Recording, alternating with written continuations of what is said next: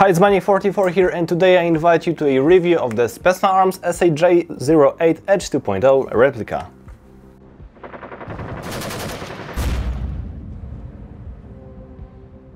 The replica for the review was provided by Gunfire, link in the video description. As you already know well from my review of the AK from E&L, I am not a big fan of this platform. However, when I found out that there are coming out AKs from Specna in the EDGE 2.0 version with the Gate Aster installed, so I came to the conclusion that the topic of Specna AK is worth returning to. And yes, returning to, because as you remember from my Instagram, I already had an AK from Specna Arms as soon as it came out. But while doing the review, it fell from a considerable height and was damaged. The replica was sent back and I was supposed to wait for the next delivery, but I just forgot about it. And in the so-called meantime, I was doing other things and the topic just went away. Now it's time to fix this mistake with a review of the SA-J08 EDGE 2.0 model, that is the AK-74 with a short barrel. And so today, as always, we'll see how the replica is built, what features it has, what's inside and what replica performance is. But as always, let's start with a small unboxing. In a colorful cardboard box with a carrying handle you will find basic instruction manual for the replica, Specna Arms sticker set, Specna Arms catalog, a cheat sheet for programming of the Gate Aster unit, a 2 mid-cap S-Mag magazines for 175 rounds each, ramrod, adapter from TDNs to small Tamiya, a weaker M19 spring, and of course the SA-J08 replica. Let's take a closer look at it. The replica with unfolded stock measures 82.5 cm. And with the folded stock measures 59.5 cm. With the magazine but without the battery, it weighs just over 3.2 kg. The replica is made of steel, zinc aluminum alloy, plywood and plastic. Steel is used for the outer barrel, ramrod, gas tube, receiver, bolt cover, trigger guard, magazine release, stock release button, the stock itself and the sling mount, selector and of course pins and screws. The flash hider, front sight, the front handguard mount, entire block including the sight, stock catch, side mount, trigger and the bolt are made of zinc aluminum alloy, the handguards are made of plywood, and the pistol grip is made of polymer. Going from the front of the replica, the first thing we came across is the flash hider, which we can of course unscrew. In order to do so, first you need to hold down the button which blocks it from unscrewing by itself. Underneath you will find a 24mm clockwise thread known from the AK family, on which we can screw dedicated flash hiders or sound suppressors. In addition, after unscrewing the Allen screw, we can unscrew this thread. Underneath we'll find 40mm clockwise thread, on which unfortunately we cannot mount standard suppressors, but only those that are double-sided with both clockwise and counterclockwise threads. The replica is equipped with a vertically adjustable front and rear sight. On the front you will also find a sling mount. The handguards are made of plywood, which can certainly be counted as a plus. The wood is not very soft, but during the game I have already managed to damage it. As for me, it has very pleasant color. On the steel receiver you will find a logo of Specna Arms placed on its bottom, as well as markings of the fire modes. Beside this, on the trigger guard you will find the serial number of the replica. After pulling the bolt back, the metal hop-up chamber appears. It's worth noting that the bolt guide is shortened, which makes it easier to adjust the hop-up, which is adjusted as follows. Moving the slider backwards you increase the power of the hop-up, and moving it forwards decreases it. The bolt itself of course does not lock in the rear position and must be held while adjusting the hop-up. The selector has standard settings for an AK: safe, continuous fire, and single fire. The selector itself moves with a very pleasant resistance and clearly jumps into the settings. By default, the shot falls at the end of the trigger movement, and you don't have to let go far to fire another shot. So after a bit of training, you will be able to fire another shot at the semi quite quickly. The place for the battery is prepared under the bolt cover. To pull it off, press the button on the back and pull the cover up. In my case, it sits quite tightly, so I additionally move it from side to side.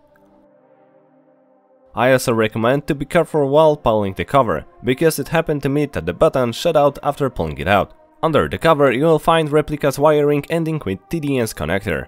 There's not much space under the cover, that's why I recommend using dedicated batteries for AK replicas, like the Electro River 11.1 volt 1200 mAh battery shown here, or its equivalent from Specna Arms. Links to them you'll find in the video description. Benefits of the dedicated battery is that it fits here without any problem, and being careful of the wires, I can put the bolt cover back.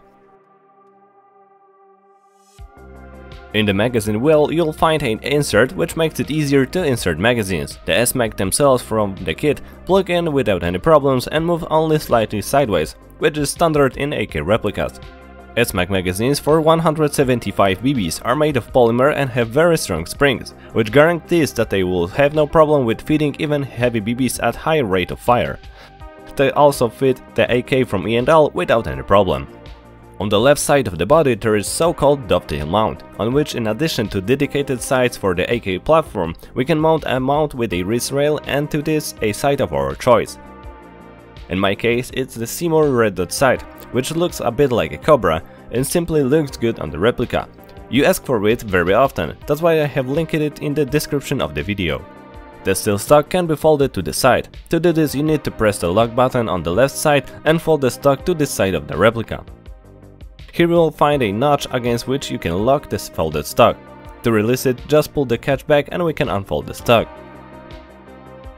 It is worth saying here that if you decide to use the dovetail mount, then full folding of the stock is not possible, but it's not the fault of the replica, but the design of the real steel counterpart.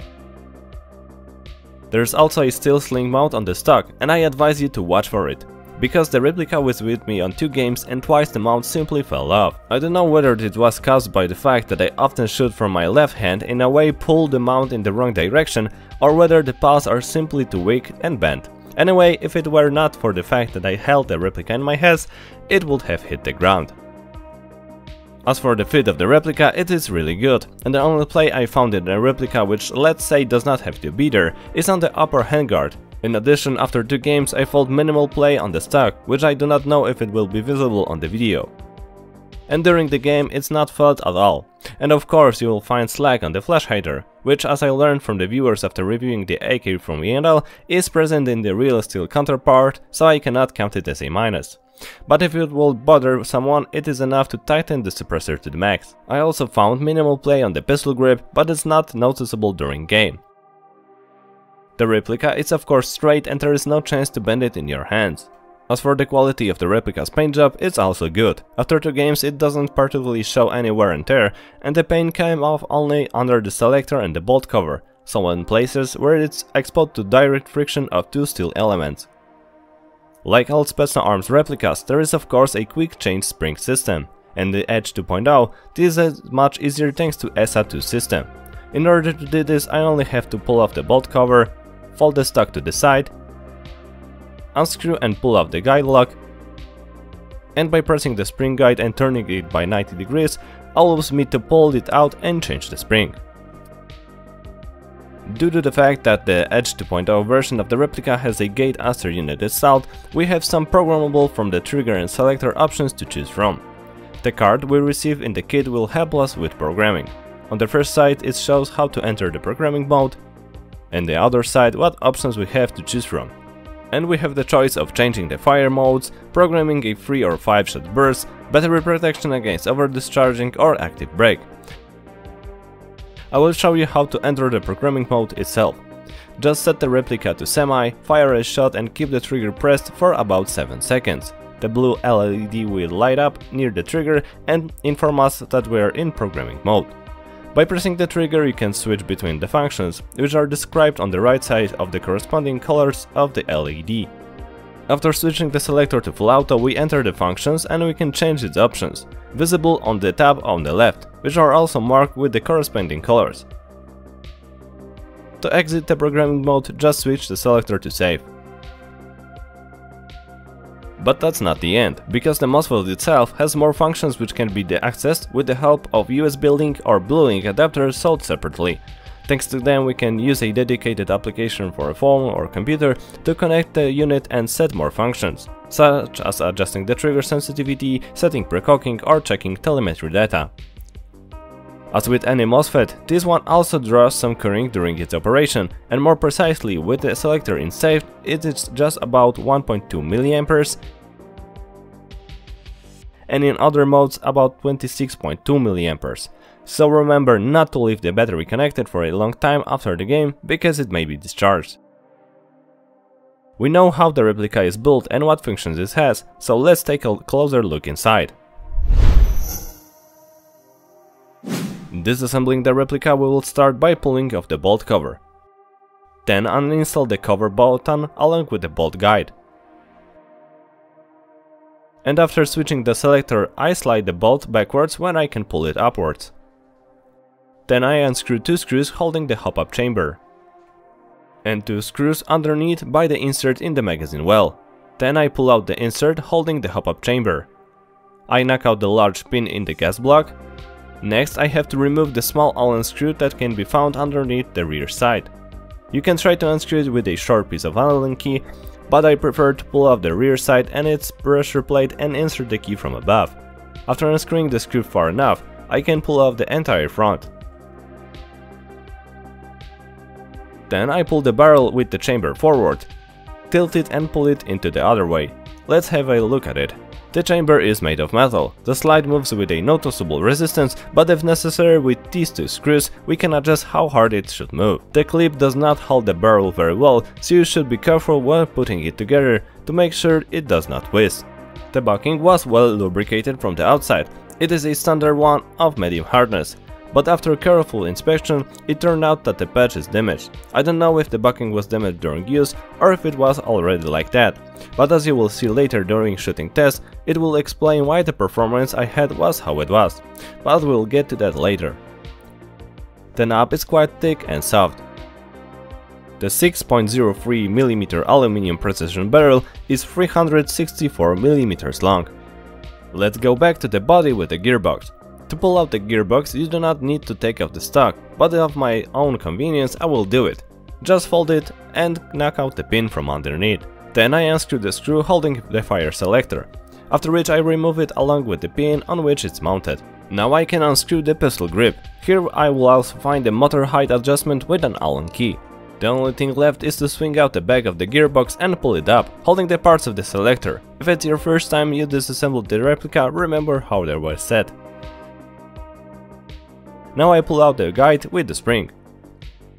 The guide has a metal base and a polymer cone. There is of course a bearing. The spring itself has a regular coil pitch. Before disconnecting the connectors on the motor, I have to take off the protective heat shrink. Then I disconnect the connectors and unscrew 2 screws. Now I can unfasten the motor cage. The motor itself is a standard short type. I will say that I expected a high torque. I unscrew the selector gear and pull it out from the other side. Then I pull off the cover at the trigger, which is not an easy task. And the top plate holding the wires and the 2 holes of the shell. The wires just need to be pulled out from under the catches and put them in the same way later. However, before I open the shell, I put the spring back to show you one function.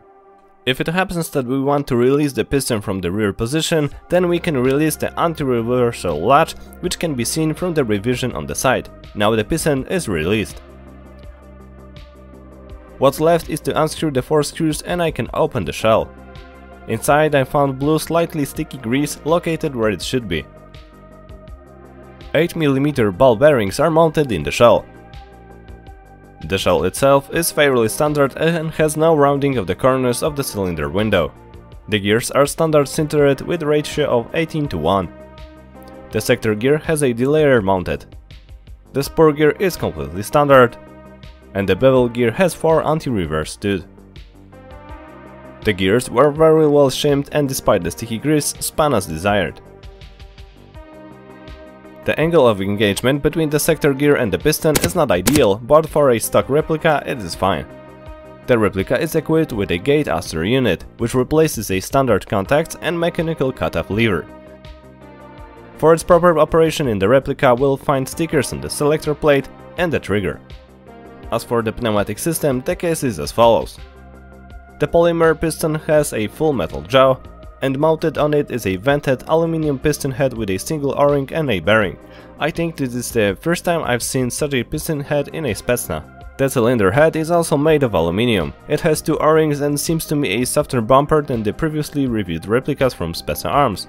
In addition, it sits quite loosely in the cylinder, but it fully seals up. The zero type cylinder is made of aluminum and it's painted blue.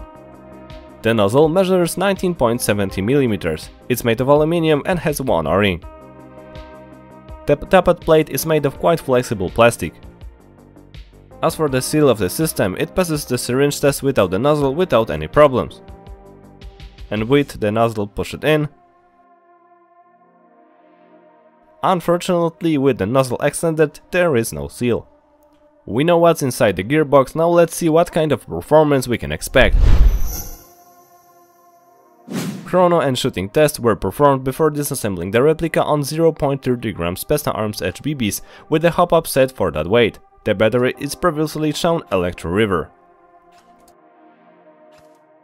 On a stronger spring, that is around M110, the replica delivers on average 1.34 joules or 310.23 FPS.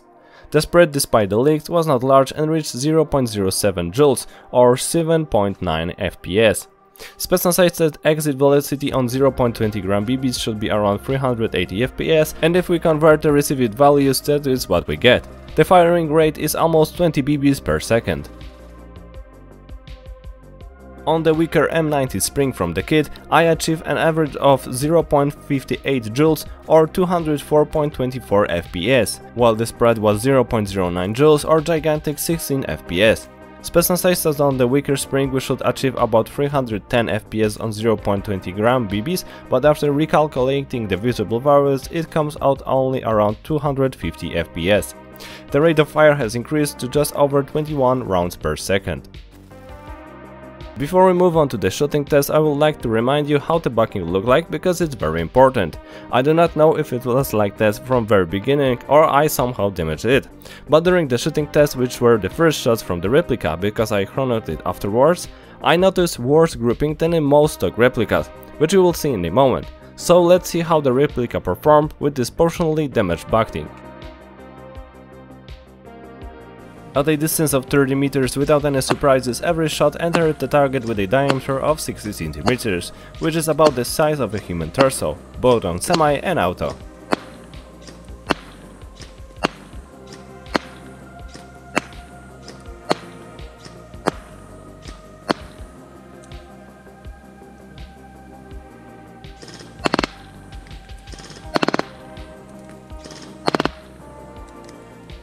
On 40 meters most of the shots hit the target, but you can already see the first flyers of the target.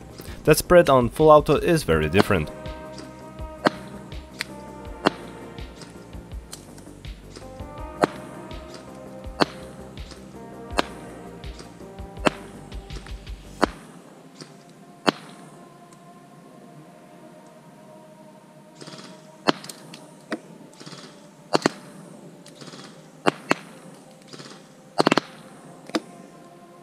At a distance of 50 meters, the problem worsens and about half of the shots hit the target. You can also see more scatter on full auto.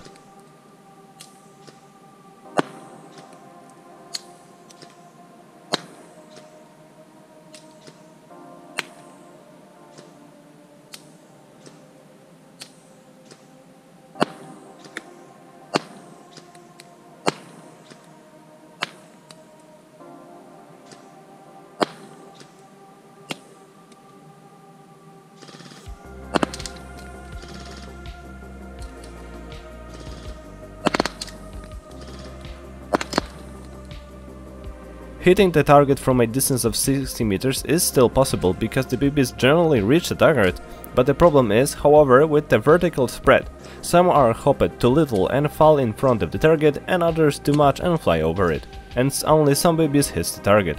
Full auto is rather the only rescue. So on this defective backing I will put the maximum range at 60 meters because the BBs can reach that. Effective range I will rather put at 40 meters. At 50 meters every second shot hit is not enough in my opinion, especially since the weather was almost windless. Borek at the same time did a review of its SA-J08, so if you would like to see how it shoots straight off the box, then I invite you to his video, link in the description. As I mentioned it earlier, the replica was with me on 2 games, and despite the hop-up problems it performed well, and at the distance of let's say this 40 meters I didn't particularly have problems with hitting the enemy. And the only problem I had was a strange situation with the Aster, which switched it to burst mode by itself on both firing modes, and I have to disconnect the battery for a while, but the problem didn't return again. As well as the previously mentioned rear sling mount that just fell off, and it happened during both games I was on. The SA-J08 EDGE 2.0 is an AK replica made solidly with good quality materials. We have steel, aluminum alloy, wood and polymer. All the most important parts fit really well, and the only excess play worth mentioning is on the upper handguard. This one moves, but it does not interfere in any way during the game. What bothers me is the falling off rear sling mount. Maybe it's only in my replica or maybe just how it is. Watch out for this element while playing. The replica has a very convenient quick change spring system, as well as a factory installed gate Aster unit, which not only replaces elements that could wear over time, but also gives us additional functions that can be programmed partly from trigger and selector, and if necessary with help of appropriate adapters from the level of the phone. Inside of the replica does not particularly surprise. The parts are solid, the shimming is good, and only the lack of seal with the nozzle extended is a little disappointing. In my piece I found out damaged hop-up backing, which most likely contribute to inferior performance during shooting tests, especially looking at Borek's SA-J04. During the game the replica performed well, and I have nothing to particularly complain about except for one time when the Aster malfunctioned, but did not happen again. So what do I think of AKs from Specna Arms on the example of SA-J08 EDGE 2.0? Apart from the problem with the backing, which could be my fault, my impressions of the replica are generally positive. Admittedly, after LX74N, the bar is set high when it comes to the quality of the AK replicas. But for its price range, this replica is really solid, and I think that this model and others in this series can easily compete with AKs from CIMA, due to the fact that in general they are built very similarly, but in favor of Specna are such elements as installed gate Aster unit and a quick spring change system, that is SA-2, which cannot be found in CIMA. Thanks to use of quite a lot of zinc aluminum elements, the replica is lighter than all steel E&L, and you can really feel the difference, especially after a longer game, which may be important for many players. Besides, even with the Aster mounted in, it's still cheaper than the E&L, which also speaks in favor for Specna. So I certainly like the lighter weight, good build quality and good number of features. On the downside, I will count the non-standard clockwise 40mm thread, the sling mount on the stock falling out, and the lack of seal with the nozzle extended. What also surprised me a bit is that despite having EDGE 2.0 in the name, we don't have a high torque motor and flat hop Hellion backing known from AR-15's replicas signed with the EDGE 2.0. After the series we were only left with Aster and SA-2 quick change spring system, so it's more like EDGE 1.5 in my opinion. Exactly, this model could be interesting for someone looking for a slightly shorter AK than the standard AK-74N. The replica will work well right off the box, and thanks to the ability to change the spring, it will be quite versatile. In addition, if you don't need such a fast spring change system and are satisfied with a simpler system which needs gearbox to be tilted, and you think that you don't need the Aster unit either, then you can get this model much cheaper without these features. And of course, don't forget about my Gunfire discount code, with which you can additionally reduce the price up to 12%. This will be all for today. Let me know if you liked today's review and what do you think of this replica. And if you have one, how does it work for you? And for now, thank you Thanks for watching and see you next time.